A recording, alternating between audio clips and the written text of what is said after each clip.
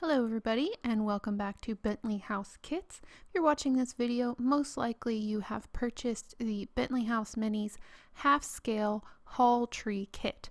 This is a 1/24 scale kit, and so it is half the size of the 1/12 scale kit.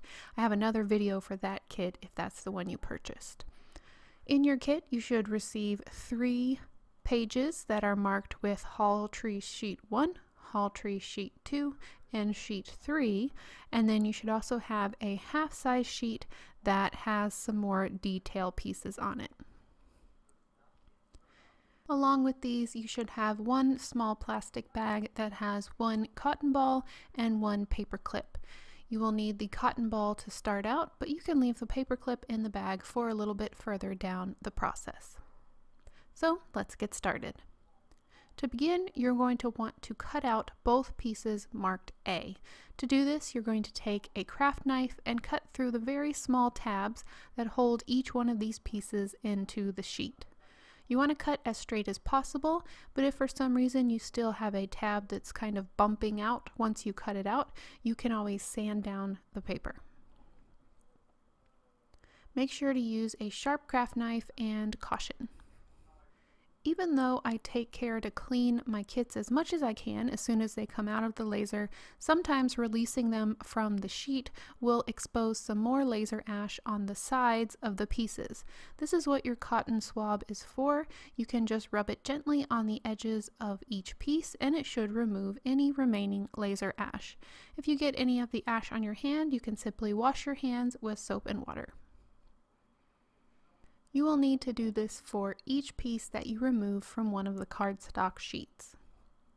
Now we have 2 pieces here marked A. You will notice one has grooves marked into it and the other one is blank. If you would like the back of your hall tree to look like it is made of individual planks of wood, you simply glue this grooved one on top of the blank one. However, if you would like a blank background, say if you're going to paint some kind of mural or something on your hall tree, you may prefer that one. Make sure you glue that one on top. Once I figured out which one I want to be the face of my piece marked A, I'm going to glue them together with some tacky glue. After I have them glued together, I want to make sure and put a heavy weight on them so that they dry and stay flat. Now I'm going to remove the pieces that are all marked B. There should be 4 of these. These are going to become the sides of the hall tree. In order to do this, I am going to add glue to the back of one of the pieces and make sure that you put like pieces together. So we should have one piece that looks like the one on the left, and we should have another piece that looks like the one on the right. Make sure you also put something heavy on these as they dry so there's no warping. Once they're dry, you can go back with a little bit of sandpaper and sand down any tabs that are left over. After I've done that, I'm going to dry fit and make sure that I have my pieces set up correctly. I should have the engraved letters B facing inwards once I have it glued on to the sides of the piece marked A. I'm adding a small line of tacky glue along the edge of B, and then I am going to glue it to the side of A and let it dry. I'm doing this for both sides of the hall tree, and I'm also going to make sure I put something on either side so that it stays tight and it dries straight. After those pieces dry, it should look like this. Now I'm going to locate and remove piece E, and that is going to become the bottom of our hall tree. All I need to do is add glue on one long side and 2 short sides, slide it into the bottom of the hall tree, lining it up with the engraved lines that you can see on all 3 pieces. Now I need to remove pieces C and D. Piece C is so that you can reverse it if you do not want the individual pieces of wood look and you just want a flat look, you can turn it backwards. I am going with the individual wood panel look, and then I am going to glue it to the back of piece D so that I can see the engraving. Once it's dry, again, I want to put something heavy on it so that it doesn't warp. There will be a slight gap at the top of piece C. They are not the exact same size. Now I want to add a line of glue along the line that's engraved on piece D, and I'm adding glue to either side of this piece. This is going to create the front of our hall tree bench. I'm just going to slide it into place, and it should fit perfectly on the front of your hall tree. Make sure it's lined up as straight as it can be. And this is what your piece should look like so far. Now I want to remove K, K, and L. The two K pieces should be glued together so that the engraved letters are facing each other and will be hidden once the pieces are glued. After that takes hold, you want to take piece L and glue it so that one of the long edges is lined up with one of the long edges of K. This will make a 1/16 inch reveal all the way around the bottom of this piece. To attach this piece, add glue all the way around the top of your hall tree and then center it on all the pieces so that you have an equal edge all around, and make sure that it lines up flat with the back of the hall tree.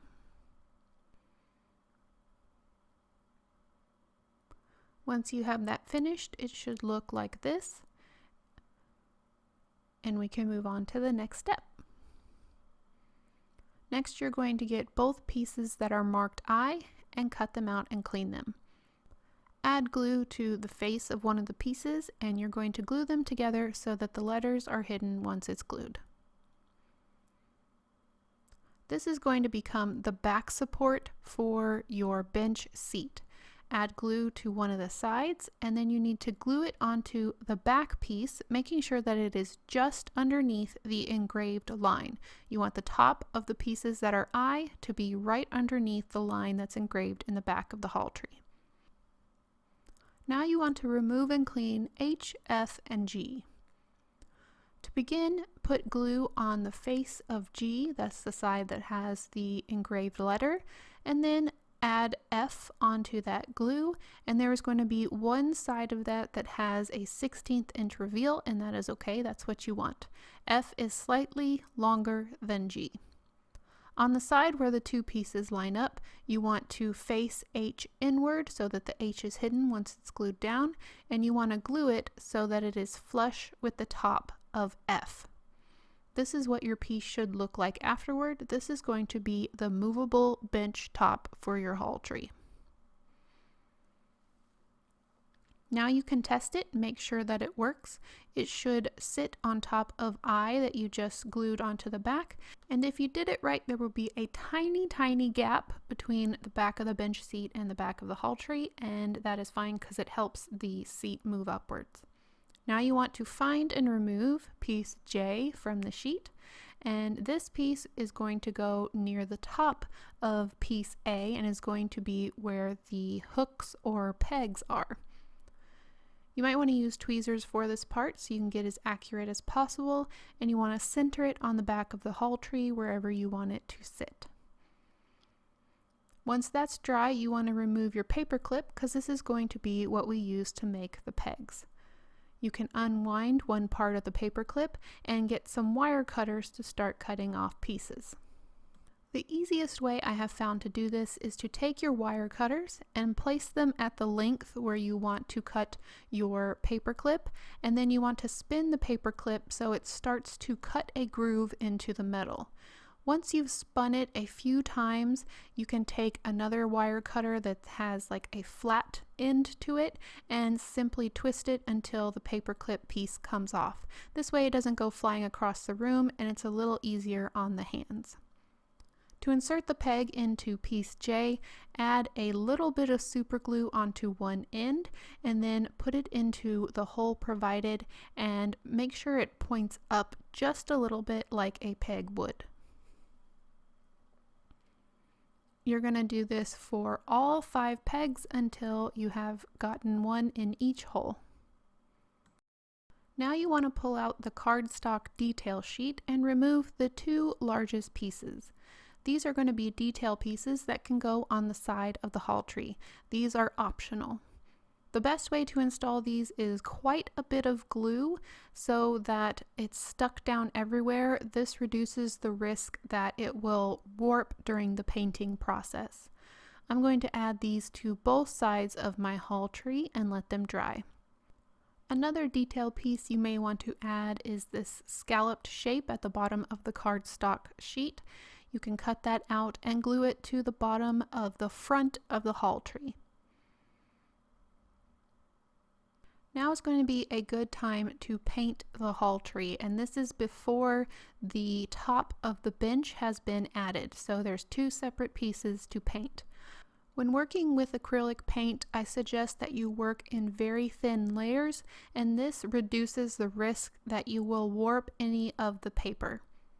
I decided to go with an aged garden type haul tree, something that's been out in the wilderness for a while, and so I'm doing a base coat of brown acrylic paint, and then I'm going to be dry brushing some white paint on top of it to make it look like it was once painted white, but over the years the white paint has been worn off through it being exposed to nature. There are so many different ways that you can paint these haul trees, and if you'd like another suggestion, you can go look at my 12 scale haul tree video. Even though it's a different scale, you can still use the same painting techniques. I'm also going to be using some chalk pastel to add some highlights and shadows in different places so that it gives a little bit more of a story and an interest to this paint job.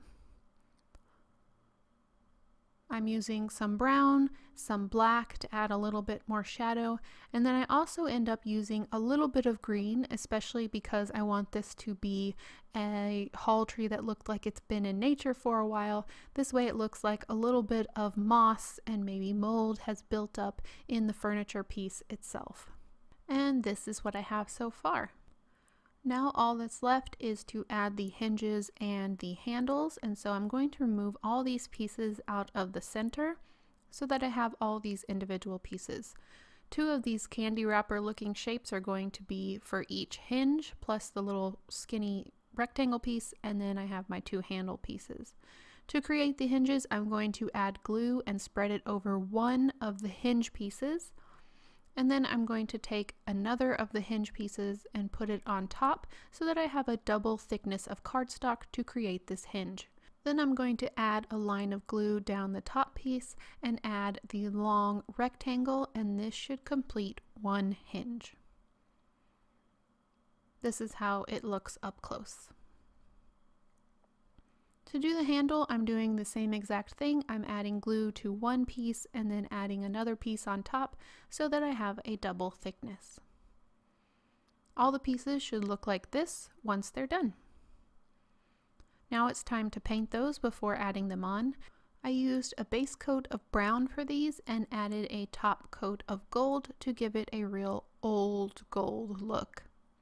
I did this for both hinges and the handle. Once those were dry, I bent the hinges so that they were in an L shape. I also made the handle into a U shape. The reason I bent the hinge is so that it can fit on the bench seat like this, but we want to make sure to add the bench seat to the haul tree before gluing the hinges on so we know that everything fits perfectly. I add a little bit of super glue to both sides of the hinge and then gently place it so that the back touches the back of the haul tree and the other side of the hinge touches the top of the seat. And then I also do the same thing for the handle, centering it on the front of my bench seat. And this is how the haul tree is looking. After it's all done, you're more than welcome to use a matte spray to seal all of your hard work, but it's not necessary unless you use chalk pastel. You may also notice that you have a few extra pieces left over in the cardstock piece. These are details that you can add, maybe a nameplate, but that is totally up to you. You can use them or not. That's it for putting together the half-scale haul tree. I hope you enjoyed it. If you're interested in learning more about this kit, you can go to bentleyhouseminis.com and you can visit the website to learn about the kits and the tutorials that go along with it. Thank you so much for watching, and I'll see you next time. Bye.